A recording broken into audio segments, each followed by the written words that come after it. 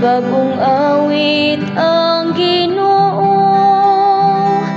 kay nagbuhat siya katingalahang mga butang. Pinagi siyang gahom ug balaang kusog, nakabot niya ang kadaugan.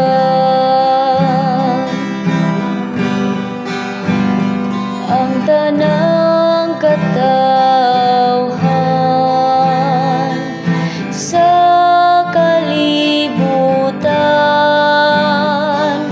nakakita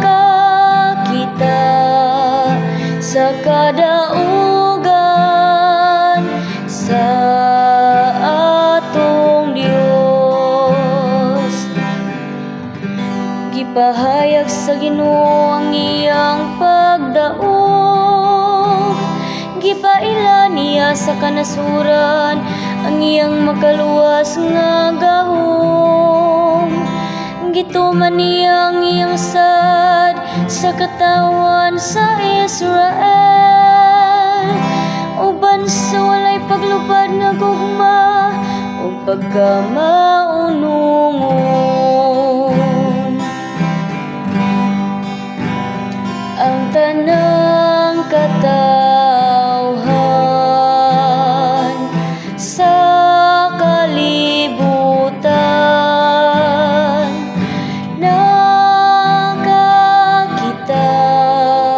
sa kadaugan sa atong Dios.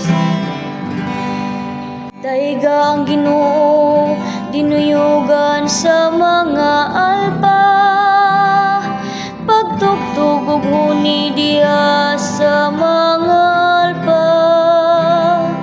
Bulhutang mga trumpeta ug mga budyong, ug singgit sa kalipay at tubangan sa Ginoo ang atong Hari.